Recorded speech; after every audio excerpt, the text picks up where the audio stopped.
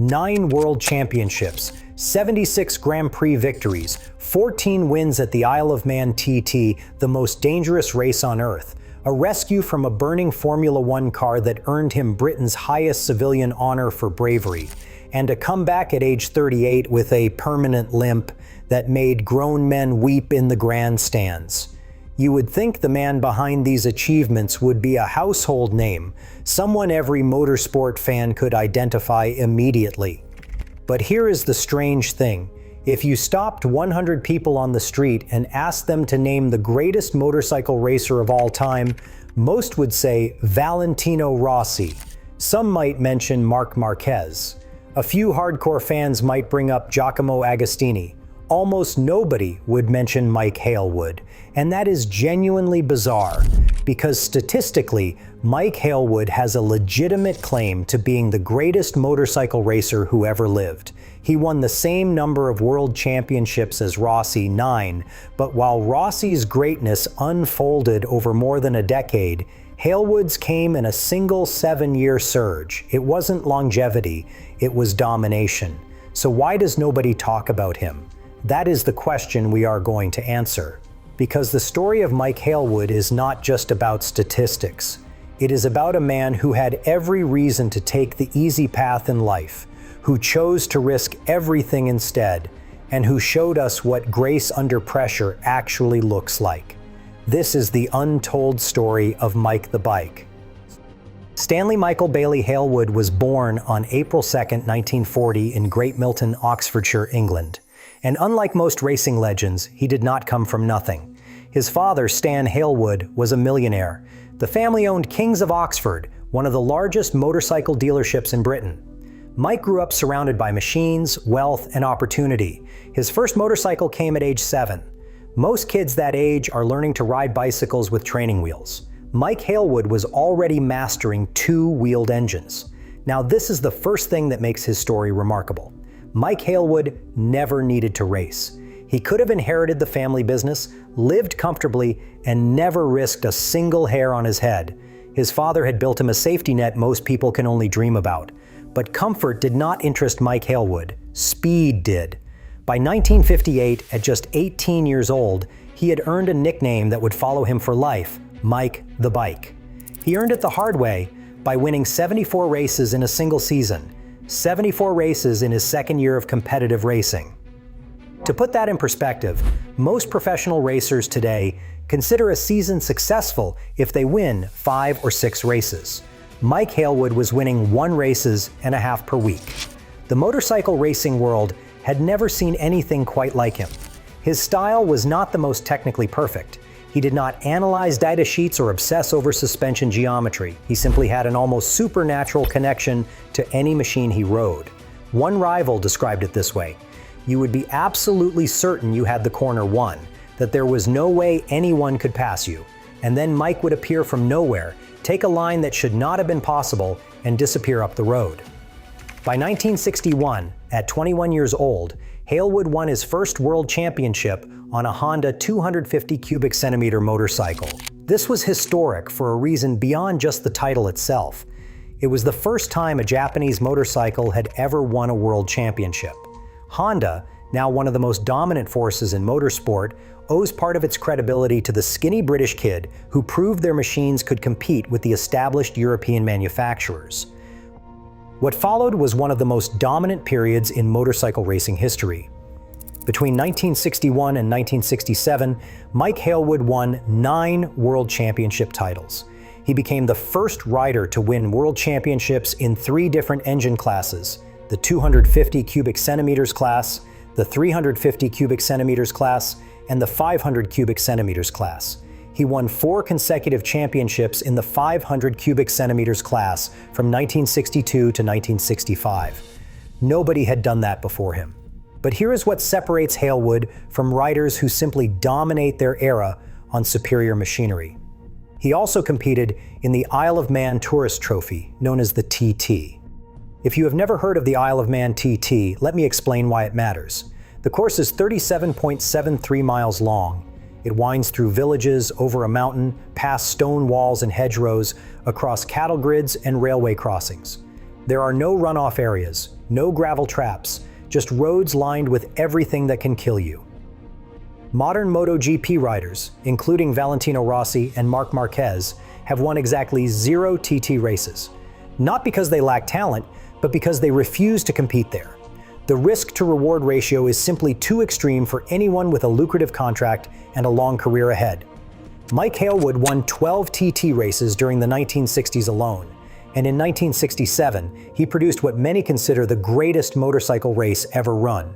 The 1967 Senior TT put Hailwood against Giacomo Agostini, the Italian phenomenon who would eventually surpass Hailwood's championship count. The two men were the undisputed best in the world, racing head-to-head on the deadliest circuit imaginable. For 6 laps, they pushed each other to the absolute limit, speeds that should not have been possible on public roads, lines through corners that tested the very laws of physics. Hailwood averaged 105.62 miles per hour over the entire race, on a course with blind crests, hairpin turns, and medieval stone walls inches from the racing line. Agostini's chain broke on the final lap, handing Hailwood the victory, but even Agostini, fiercely competitive as he was, acknowledged what everyone had witnessed. That race transcended normal competition. Years later, when asked about Hailwood, Agostini said that he had grace in all meanings of the word, but something was changing in Mike Hailwood by the late 1960s. He had conquered motorcycle racing so completely that the challenge was fading. He needed something new, something that would test him in ways 2 wheels could not. So Mike Hailwood, the greatest motorcycle racer of his generation, decided to try his hand at Formula One. Now, switching from motorcycles to Formula One cars is not like changing from one sport to another. The skills barely translate. The physics are different. The mental demands are different. The danger profile is entirely different. Most motorcycle champions who attempted Formula One failed spectacularly. The car simply demanded too much adaptation. Hailwood was not a natural. His Formula One career would span 50 Grand Prix starts from 1963 to 1974, with his best finish being second place at the 1972 Italian Grand Prix. He won the 1972 European Formula 2 Championship, proving he could compete at high levels, but he was never going to dominate Formula One the way he had dominated motorcycles. What he did do in Formula One, however, would define his character more completely than any championship ever could. The 1973 South African Grand Prix at Kyalami. Clay Regazzoni, the Swiss driver racing for BRM, lost control coming out of a corner. His car slammed into the barriers and immediately caught fire. In Formula One at that time, fire was the great terror. Fuel tanks ruptured easily. Fire-resistant suits were primitive by modern standards. Drivers burned to death with horrifying regularity. Regazzoni was trapped in a fireball. The marshals were too far away. Other drivers, understandably, kept racing. Mike Hailwood did not. He stopped his car, sprinted to the inferno, reached into the flames, and pulled Regazzoni out of the burning wreckage. The heat was so intense that Hailwood's own fire suit began to smolder. He dragged Regazzoni clear, smothered the flames on Regazzoni's body, and likely saved the man's life. For this act, Mike Hailwood was awarded the George Medal, one of Britain's highest honors for civilian gallantry. It is given for acts of great bravery not in the presence of the enemy. Most racing heroes are remembered for what they won. Hailwood should be remembered for what he risked when there was nothing to win at all. But his Formula One career was about to end in the cruelest way possible. The 1974 German Grand Prix at the Nürburgring. The old Nürburgring, the 14-mile monster that twisted through the Eifel Mountains. Hailwood crashed heavily. His right leg was broken in 3 places. He would walk with a permanent limp for the rest of his life. At 34 years old, his career in top-level motorsport appeared to be over. What followed was 11 years of normal life. Mike Hailwood moved to New Zealand with his family. He opened a motorcycle business similar to his father's empire back in England. He had a wife, Elizabeth, and 2 children, David and Michelle. The racing world assumed they had seen the last of Mike the Bike. He was approaching his 40s. He walked with a limp that made even casual observers wince. His competitive days were obviously behind him. And then, in 1978, something extraordinary happened. Hailwood announced he would return to the Isle of Man TT. The reaction from the racing community ranged from concern to outright disbelief. He was 38 years old. He had not raced competitively in over a decade. His leg had never fully healed from the Nürburgring crash. And the TT was not some ceremonial parade lap. It was still the most dangerous race in the world. Riders died there regularly. Young, fit, experienced riders died there. What was Mike Hailwood thinking? The answer seems to be that he missed it. Not the fame, not the trophies, just the feeling of pushing a machine to its absolute limit while trusting your instincts to keep you alive. He entered the Formula One TT class on an 883 cubic centimeter Ducati, an Italian V-twin that was not considered the fastest machine in the field. Hailwood had not ridden it competitively before arriving on the island. On race day, the crowd that gathered to watch was enormous. Many of them remembered Hailwood from his dominant 1960s. Many more came simply to witness either a miracle or a disaster. What they got was something nobody could have predicted. On his first flying lap, Hailwood clocked approximately 110 miles per hour average speed. That was faster than his own lap record from 1967. Faster than he had ever gone around the mountain course in his prime. At 38 years old, with a leg that did not bend properly after 11 years away. The crowd went quiet, then they went absolutely berserk. Hailwood extended his lead throughout the race. By the final lap, he was untouchable. But the Ducati's engine had been pushed beyond its limits. It was failing.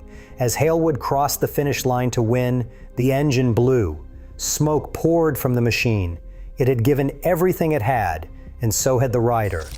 In the grandstands, grown men wept openly, not because of the victory itself, but because of what it represented. Here was a man who had nothing left to prove, who had risked everything for one more taste of glory, and who had somehow pulled off the impossible. The 1978 Formula One TT victory is considered one of the greatest sporting comebacks in any discipline, anywhere in the world. But Hailwood was not finished. He returned to the TT in 1979 and won the senior race on a Suzuki RG500, setting a new lap record of 114.02 miles per hour, his 14th and final TT victory. Then, at 39 years old, he retired for good. This time, he meant it. Let me tell you something about Mike Hailwood the man, because his character explains why he is forgotten while others are remembered. By every account, Hailwood was pathologically modest. He hated celebrity, and he avoided the spotlight whenever possible. Interviews made him uncomfortable. His friend Ted McCauley, a journalist who knew him well, compared Hailwood to Bobby Charlton. Both men were among the greatest British sportsmen of their generation, and neither could accept that status. Hailwood once told a girlfriend that they could strap a monkey on a bike, and it would do what he did. This was not false modesty or fishing for compliments. He genuinely seemed to believe that his abilities were not particularly special, that anyone could have done what he did if they had been given the same opportunities. His wife Elizabeth met him without knowing who he was. She fell in love with a kind, funny, self-deprecating man who happened to be extraordinarily good at riding motorcycles. The fame was almost an embarrassment to him. This modesty, this reluctance to self-promote, is probably the biggest reason Hailwood faded from public memory. In an era when athletes are expected to be brands, to cultivate followers, to remind everyone constantly of their achievements, Hailwood did the opposite. He lived quietly. He raised his family. He ran his business. He did not give endless interviews about the old days or campaign for recognition. The world moved on. New stars emerged. The man who had once been called the greatest motorcycle racer alive became a footnote in history books that younger generations never read. On March 23, 1981, Mike Hailwood loaded his two children into the car. Michelle was 9 years old. David was 6. They were driving to a local fish and chip shop, an ordinary evening errand, the kind of thing millions of families do without a second thought. On the A435 Alcester Road near Tamworth in Arden, a lorry driver made an illegal U-turn.